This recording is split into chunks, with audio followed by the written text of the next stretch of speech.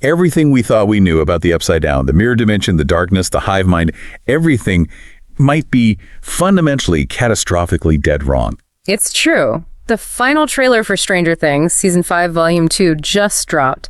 And there is one line in there that just demolishes years of lore. It really does. Yeah. And it suggests the stakes are no longer just about saving Hawkins. They're cosmic. Yeah. They're about stopping a dimensional merge and maybe an even bigger threat than Vecna. Exactly. So our mission today is to take a deep dive into this trailer. We're going to unpack the key dialogue, the visual clues, and the biggest theory so you can walk into the finale understanding Vecna's real objective, the truth about the Upside Down, and, well, just how much emotional pain to prepare for. Okay, let's jump right in because the trailer opens on this note of just absolute gut-wrenching despair. It's right after the Volume 1 massacre. Yeah, and we get that voiceover from Will. He's standing in all the devastation and he just says, "We failed. We never stood a chance." That's such a heavy way to start, especially coming from Will. It is, but it's heavy because Will isn't just being emotional. He has actual knowledge. I mean, you have to remember, he was connected to the Mind Flayer, to the hive mind, for seasons. Right, so he knows what they're up against in the way nobody else does. He understands Vecna's true scale. He's seeing this multidimensional plan unfold, and he's completely overwhelmed. His fear isn't just, discouragement. It's confirmation that the odds are impossible. He's like the canary in the coal mine. But then right away, we get the counterpoint. Joyce. The spiritual backbone of the series? Absolutely. She's comforting him, but she's not indulging the despair. She's so firm. She just says, this is not over, not by a long shot. And that dynamic, that mother-son core, it feels like that's the heart of the resistance. It has to be. And that desperation connects directly to Vecna's endgame. We hear his line, "It is time for a new world." That doesn't sound like a conqueror. It's more like a creator. Exactly. He's not just trying to kill people or take over town. This is full dimensional collapse. He's merging the darkness with our reality and remaking Earth in that, that terrible image. Which brings us to the biggest reveal. I mean, if you remember nothing else from this deep dive, remember this line. It's Dustin. Oh yeah, the ultimate lore drop. He says, "This whole time, everything we have ever assumed about the Upside Down has been dead wrong." And that is the paradigm shift. That's the moment where you have to throw out all your old notes. We thought it was just a dark, parallel dimension of Hawkins, frozen in 1983. Right, the day the first gate opened. But if that's dead wrong, then what is it? It implies the Upside Down is alive, it's changing, or maybe it was never the final destination to begin with. And the trailer gives us the visual proof. The group, it looks like Steve, Dustin, Jonathan, and Nancy. They get into the Upside Down version of Hawkins' lab. And they find this monstrous energy source. Steve's reaction says it all. Mother of God. It's a total visual shock. It's this huge, pulsating, red biological structure that they can see right through the ceiling. This isn't just shadow dimension junk. It looks like a physical, living heart. The heart of the hive mind. It has to be. And that leads directly to the Dimension X theory. This one can get a little complicated. Okay, so walk us through it. What is Dimension X and how does it change everything? Think of it like this. The Upside Down is the welcome mat. Dimension X is the house where the real ruler lives. The Upside Down, as we know it, might just be a small, carved-out bubble of reality around Hawkins. A staging ground. Exactly. Dimension X is the true, original hellscape that Henry Krill found. It's ruled by the Mind Flayer, and it's infinitely larger and more powerful. So this massive biological core they find. It could be the anchor holding that bubble in place. And the massive energy explosion we see in the trailer, that surge of red light over Hawkins, that could be Vecna breaking the barrier between the Upside Down and the deeper Dimension X. Revealing the Mind Flayer.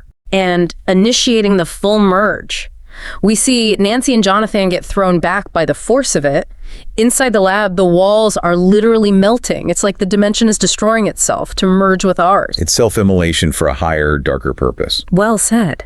So while all that is collapsing on the outside, there's this really surreal battle happening on the inside in Henry Krill's mind, prison.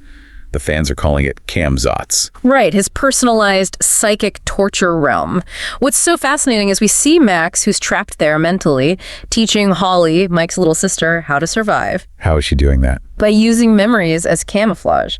We see them running from one of Henry Krill's traumatic school memories right into the safety of Holly's bedroom at the Wheeler house. She's creating psychic hiding spots. Exactly, using positive, familiar memories to hide from him inside his own mindscape. And then there's that shot that has everyone talking.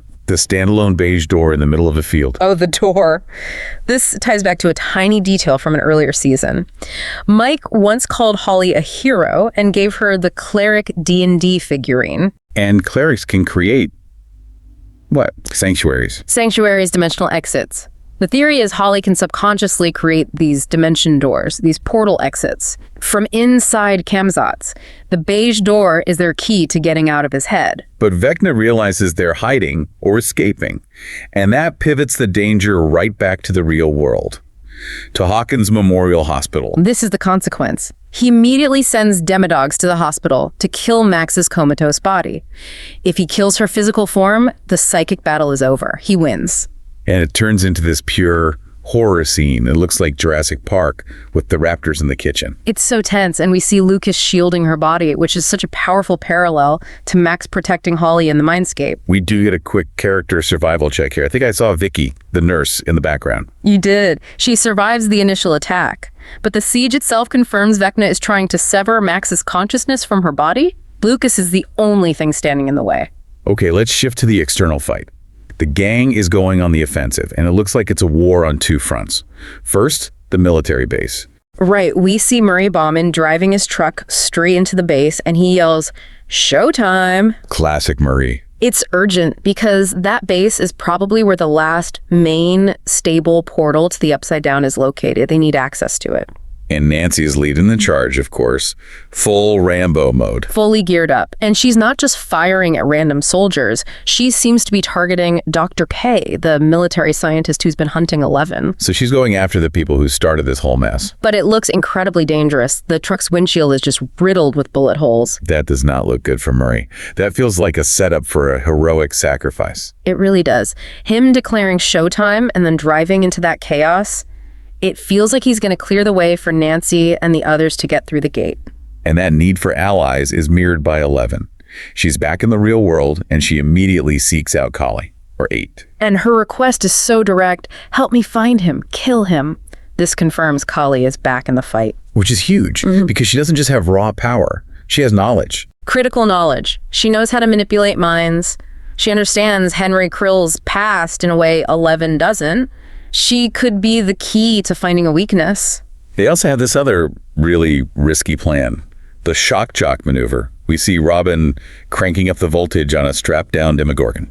Yeah, the idea there seems to be, since the Demogorgon is part of the hive mind, if they shock it, it should send a massive jolt of pain directly to Vecna. Or at least let them pinpoint his location when the network flares up. Right. But hold on, if they're sending pain through the hive mind, isn't that a massive risk? What about Will? It's a phenomenal risk, and that tells you how desperate they are. So they could kill Will by doing this. They could absolutely harm or even kill Will. The fact that they're even attempting it means all their other options have failed. They have to damage the network directly, no matter the collateral damage. Wow. Okay, let's talk about the group finally coming back together. Yeah. Mike actually makes it into the Upside Down. Finally, after 5 seasons, we see him there with Dustin and 11 at the Hawkins lab. He's finally in the action. And he's essential. He's 11's emotional anchor. He tells her, if we want to stand a chance, we need to be a team. His presence is a tactical necessity for her. And speaking of deep connections, we get that heartbreaking callback between Steve and Dustin. Oh, man. Steve looks him right in the eye and says it again. You die, I die. It's not a casual promise anymore, is it? Not at all. It suggests they're walking into a situation where one or both of them might not come back. It's a signal to you, the listener, that the emotional cost of this finale is going to be incredibly high. And what about Will? We see him at the radio tower, and these black mind flayer particles are swirling around him. He's using powers. Right, and this leads to 2 big competing theories about his role now. Okay, what's theory 1? Theory 1 is that Will is testing his own powers. He's summoning those particles himself. He's learned to harness the dark energy to fight fire with fire, making him a weapon against Vecna. In theory 2. Theory 2 is darker. He's acting as bait. He's intentionally triggering Vecna, who responds by sending the mind flare particles after him. This confirms Will is the central antenna, the ultimate weak point. So either way, he's no longer a passive victim. He's a weapon, whether he's wielding it or being targeted by it. Exactly. And if we connect all these dots, the collapsing dimension, that massive energy core, we have to look past Vecna for a second. What do you mean? Well, Vecna says he wants a new world. Nancy had that vision of a giant, tentacled monster with an open mouth consuming Hawkins. We see this colossal biological core. So who is the true ultimate villain here? I think the theory that makes the most sense is that the Mind Flayer is the real entity in charge, the true ruler. And Vecna, as brilliant and powerful as he is just a foot soldier, a host. So Vecna's plan to merge the dimensions. It might just be the prelude. He's destroying the upside-down bubble to clear the stage for the Mind Flayer's full, horrifying reveal. The destruction we're seeing is just the curtain coming down before the real master steps into the light. That is the ultimate provocative thought. Vecna, the monster that has haunted them for 2 seasons, is just the key that unlocks the door for something infinitely older and worse. You are walking into this finale with the highest possible stakes, driven by this new understanding that the Upside Down was, temporary all along. And you have to remember that unique release schedule. It's so tense. It is. Volume 2 arrives for Christmas, setting everything up, and then the grand finale drops right on New Year's Eve. Prepare yourself. You're going to need that extra day of recovery before you start 2025. If you enjoy this video, please like, share, subscribe and hit the bell to the latest update from my channel. Thank you for watching till the end and see you in the next video.